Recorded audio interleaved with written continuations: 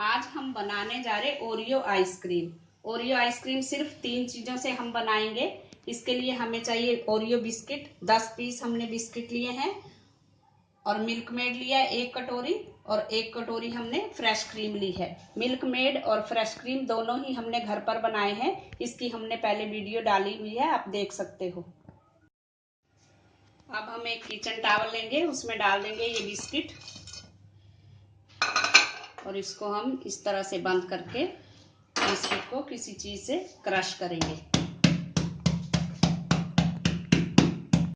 Biscuit crush कर लिए, अब इसको हम प्लेट में निकाल लेंगे।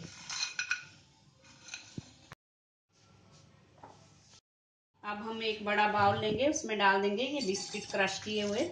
थोड़े सा हम रख लेंगे, ये ऊपर से आइसक्रीम में डालेंगे हम। अब इसमें डालेंगे मिल्क मेड, 2 टेबलस्पून हम डाल देंगे, और क्रीम डालेंगे।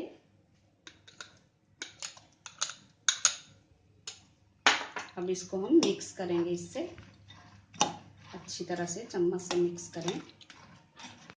अब इसको हम 1 मिनट तक बीटर से बीट करेंगे।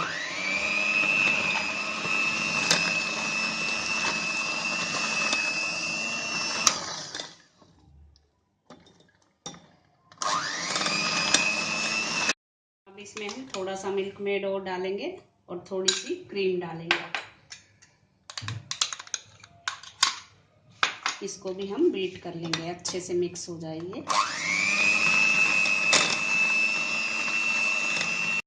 ये हमारी ओरियो आइसक्रीम तैयार है। अब इसको हम जमने के लिए फ्रीजर में 8 घंटे के लिए रख देंगे। किसी कंटेनर में डाल दें आप। अब हम ऊपर से जो क्रश किए हुए बिस्किट हैं उसको डाल देंगे।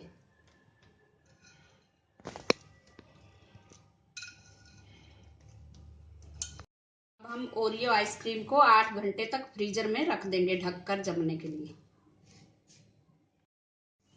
हमारी ओरियो आइसक्रीम को रखे हुए 8 घंटे हो गए थे, ये जम चुकी है। अब हमने इसको फ्रीजर से निकाल लिया है। अब इसको हम सर्व करेंगे। स्कूप से इस तरह से निकाल लें।